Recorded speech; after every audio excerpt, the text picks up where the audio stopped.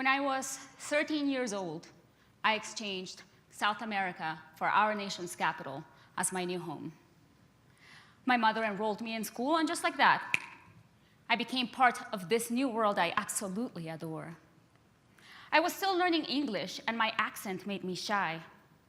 I couldn't really express myself much, but I noticed a few things that seemed bizarre.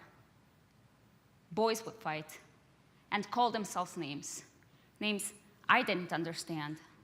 And girls would fight and call themselves names I didn't understand. But soon, my vocabulary expanded as I learned the derogatory term for each race. And my 13-year-old brain couldn't capture why skin color was part of the fight, because I didn't come from a place where I noticed race causing fists to fly. But here, I became acutely aware that the color of my skin was brown. Here, I became acutely aware that some people didn't like me because of that.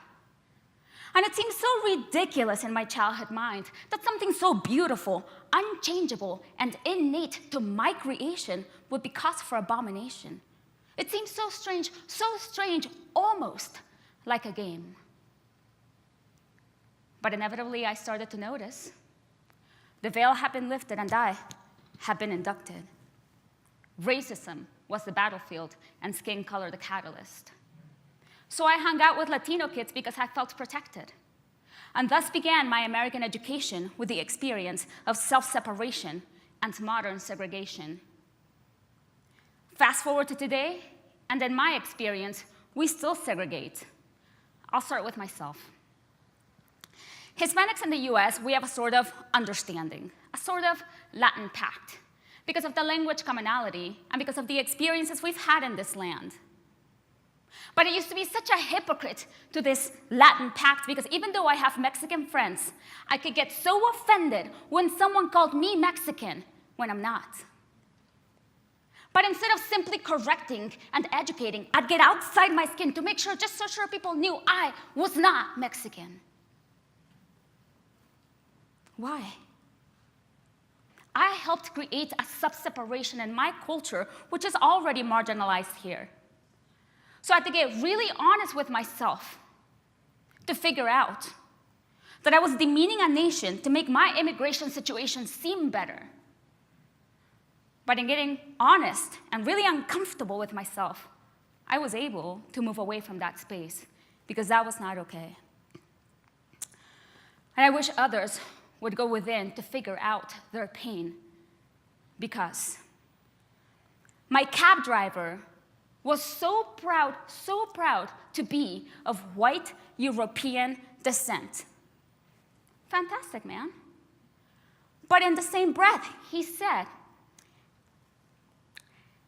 stuff, and he damned our current immigration despair.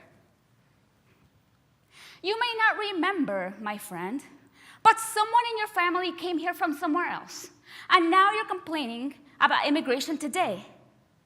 When one of your white European ancestors came here on a boat, crossing the sea to Ellis Island, seeking the light of Lady Liberty, trying to experience freedom just like the rest of us.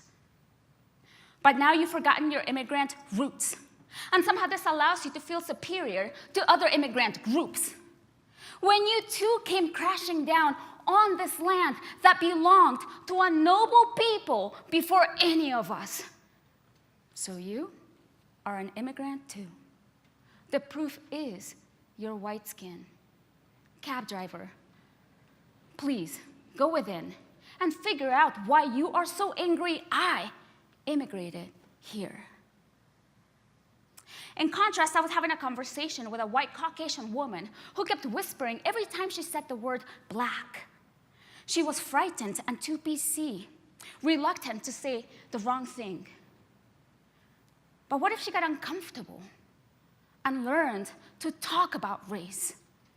Because this silence, reluctance, and inaction just isn't helping out today. And I'll never pretend to know the exact struggle and pain of Black America. So for you, I have but one request for the future of today. I hear the N-word in certain songs as normal as putting butter on toast. And I used to get so offended for you when someone who wasn't black sang along. But now, I realize this word is a double standard of separation in our nation today, because I know I'm not supposed to say it, but most importantly, teach kids not to say it, yet I'm hearing it a bunch, and from your mouth. And this sends mixed messages about a word that is unkind. So what if we stop saying it altogether? What would it look like to try and stop the perpetuation of this historically heart-wrenching word?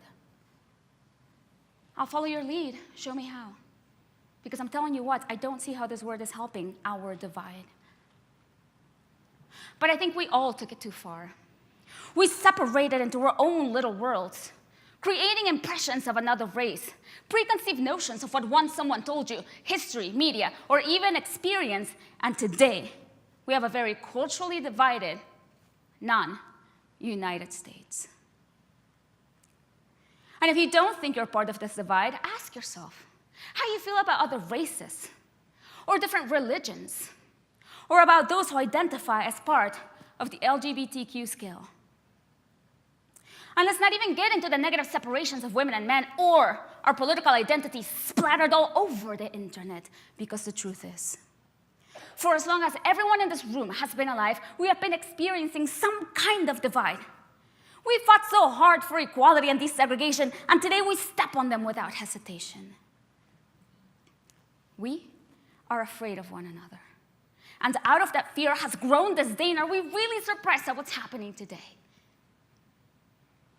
Because I'm going to ask that we understand that the state of our nation isn't just a statistic from the recent times. No. We have been dividing for a long time. So be honest with yourself. Do you have a little slice of this pie? Because it is we who have helped create this. We take steps forward, yes, but make no mistake, going backwards still in our DNA. And I have had enough. Haven't you? It's time to reunite and create something new. Come out of your cocoon and research what social media says. Prove it for yourself, and don't sensationalize just because you can. Why are we letting fear prevail when it can get the best of us? Can't we keep our First Amendment intact and respect our beautiful differences and preferences as well? And I'm not saying not to hang out with your own. Let's just not disconnect to the point of exclusion anymore. Unite. Let's unite. We can choose love. Yes, I am brown. I am an immigrant. I am a woman who loves women. But I am, first of all, human. Human. And we all bleed the same. Can we look at that first? If we let compassion take hold instead, we would find the true essence of ourselves, because deeply we are one human race. Look into my eyes and see my soul and realize that in that place you and I are the same. The same. Ask me questions. Hold my hand. And please see me as your soul friend, instead of as someone you should hate. And if you've ever been offended in any way, you have nothing to prove by attacking back. Be calm. And this is hard, I know. Be calm and show the elegance and the intelligence of our human mind. You've heard this before, but don't just let it roll off now. Help me. Help me raise the consciousness of our world, because we need to keep each other and our stories in mind to not allow resentment to settle in our hearts. Let's be kind to those we don't know. And what if We're not so afraid of the unknown. What would happen if we don't use words that hurt us anymore? And what if we were willing to relearn what we think we know? Yes, I know I cannot get back to my 13-year-old mind, but we are better than this, much better. And recognizing where we actually are, instead of where we one day hope to be, is a good first baby step. So let's work on ourselves, starting inside. One by one, dissolve the lines. And maybe one day just around the corner, my heart won't be so broken. And we will say, we, the people, and really mean it for all of us this time. Thank you.